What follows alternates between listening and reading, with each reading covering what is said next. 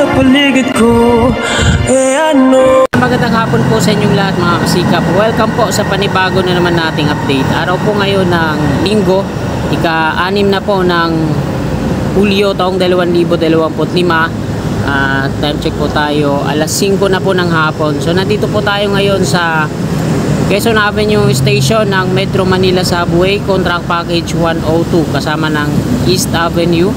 So ito na po yung latest na progress nila ngayon dito mga kababayan.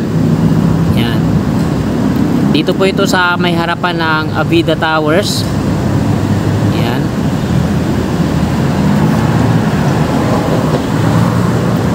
I-zoom in lang natin.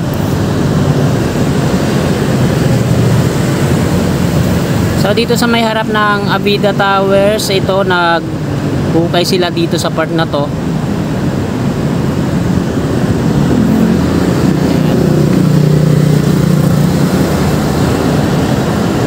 Mayroon na siyang ano no, diaphragm wall, ayan oh. Tapos sinuhukay na lang.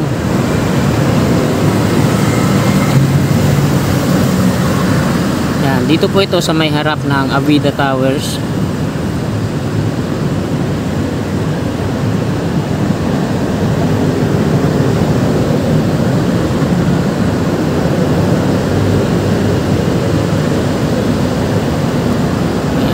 Dito yung crawler crane nila. Tapos andyan yung mga workers. Meron silang hinuhukay din dyan sa harapan.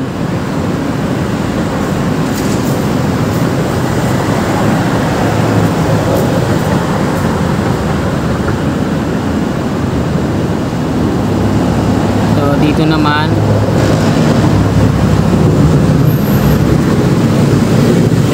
excavator,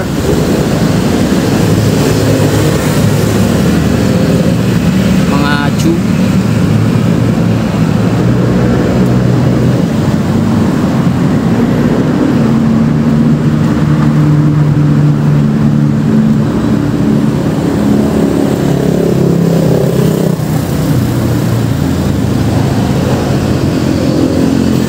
tapos dito sa unahan naman, ayan yung gate no.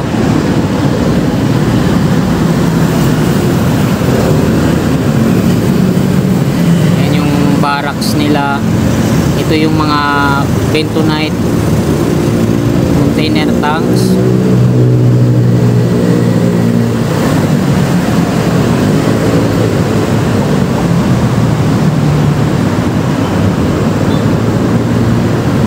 Naglalaki ang mga steel bar.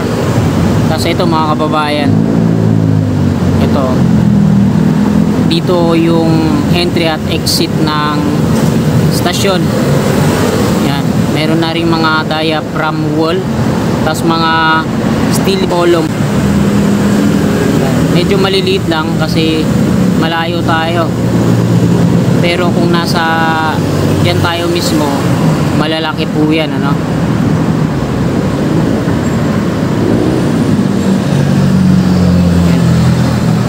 Ayan po yung ginagawa nila ngayon dito. So yung pagpapalipad natin ng drone, isang direction lang. Hindi tayo pupunta sa ganyan, ganun. Ayan, baka madali tayo. So isang taas lang tayo, isang altitude lang.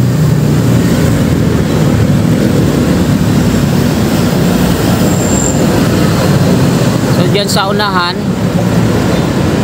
ayan yung underpass ng patungo sa ano, Quezon Avenue po yan dyan, patong dun yung nasa pakaliwa patungong Commonwealth sa City Hall.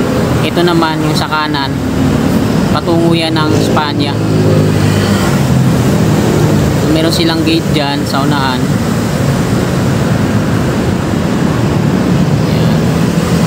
Ayan yung hypermarket sa tawid.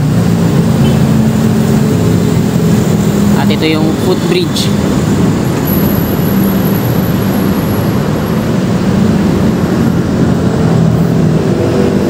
Ganito pag naka-white.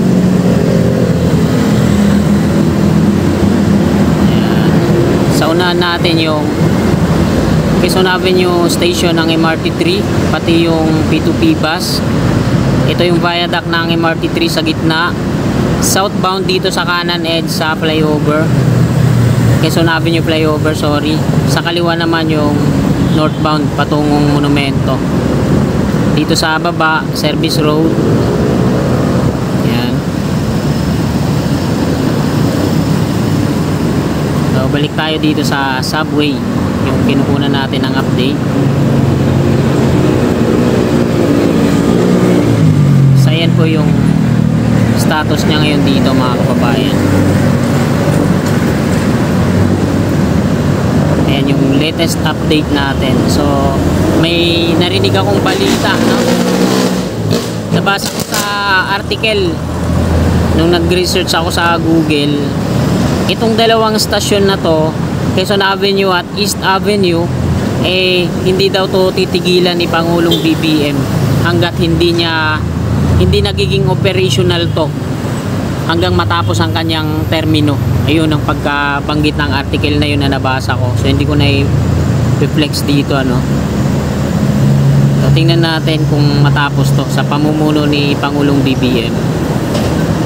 Ito daw yung tatapusin niya, yung dalawang stasyon, Quezon Avenue Station at yung East Avenue Station. Doon sa East Avenue Station, mga kababayan, eh, di pa nadidemolish yung mismong station box niya doon, no? Yung pagtatayuan mismo ng subway.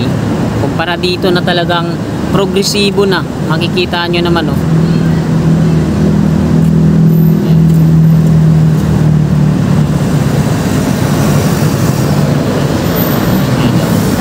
Pahabayan dito.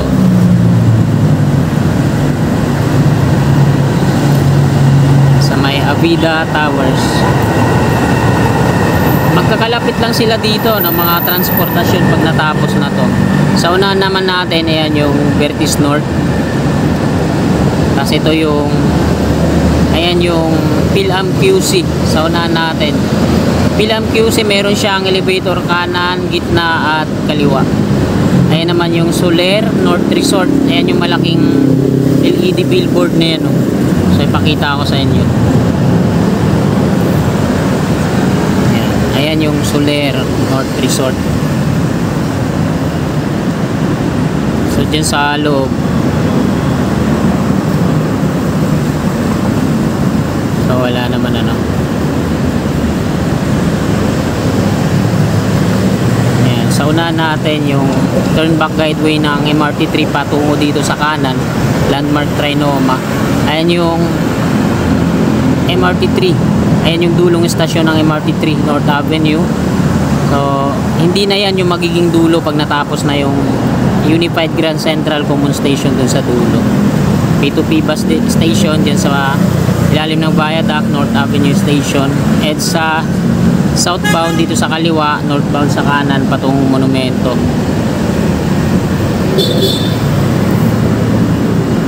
So ito po yung update natin ngayon dito, no?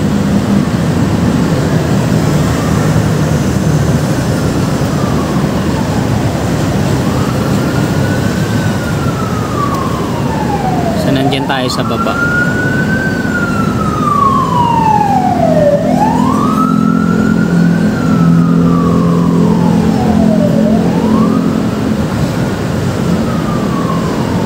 Pakita ko ulit dito, mga kababayan, bago tayo mag-end. Ito po yung Quezon Avenue Station ng Metro Manila Subway Contract Package 102. Sa 102, ang kasama niya dito ay East Avenue Station. Sa 101 naman, ito yung East Valenzuela sa may Quirino Highway, Tandang Sora, at dyan sa may North Avenue. Malapit lang din to dito yung North Avenue Station. Yung 102 naman, ito, tsaka yung East Avenue.